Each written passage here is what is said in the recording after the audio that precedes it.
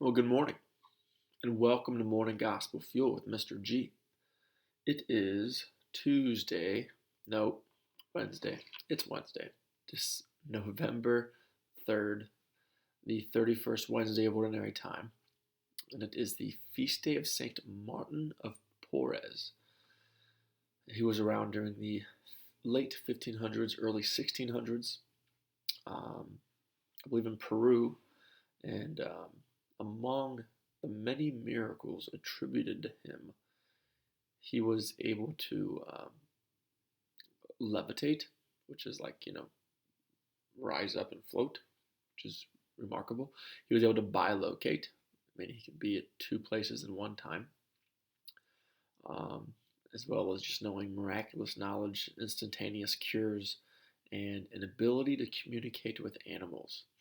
So, this guy must have been a very holy man, and he was um, born um, illegitimate from, I forget the dad was, I think,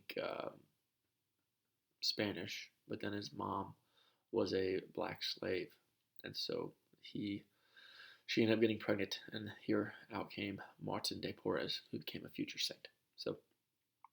So he is the patron saint of mixed race people, as well as barbers, innkeepers, public health workers, and those who are seeking racial harmony. So that is St. Martin de Porres, and today's gospel is from Luke chapter 14, verses 25 through 33. Let's begin in the name of the Father, Son, and Spirit, amen. Great crowds were traveling with him, and he turned and addressed them.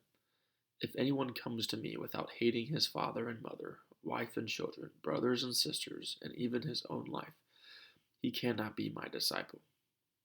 Whoever does not carry his own cross and come after me cannot be my disciple. Which of you wishing to construct a tower does not first sit down and calculate the cost to see if there is enough for its completion? Otherwise, after laying the foundation and finding himself unable to finish the work, the onlookers should laugh at him and say, "This one began to build but did not have the resources to finish." Or what king marching into battle would not first sit down and decide whether, with 10,000 troops, he can successfully oppose another king advancing upon him with 20,000 troops? But if not, while he is still far away, he will send a delegation to ask for peace terms. In the same way, every one of you who does not renounce all his possessions cannot be my disciple.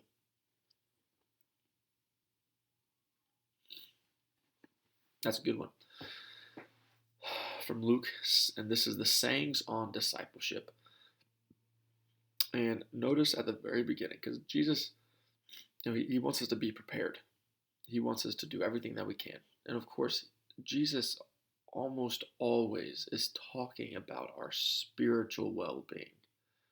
Oftentimes we just look at the surface of Scripture, and we don't dig deep enough, because there's contradictions all over the place. Because how can Jesus say, if anybody comes to me without hating his father and mother, whenever he's got the fourth commandment of honoring your mother and father, and then wife and children? Why would he give us Adam and Eve and make male and female in his image and likeness, so that we can produce children and a family, brothers and sisters? So we can't take this literally by what it's saying. So what is Jesus talking about? Does he really want us to give everything up? Does he want us to drop all of our possessions and pretty much call all of us to be poor hermits? No, not at all. But what he's asking us is, first of all, are we preparing ourselves in the way that we live our lives so that our main attachment is to God the Father and doing the Father's will, and whatever else all comes from that is great, because we gotta prioritize, we gotta plan.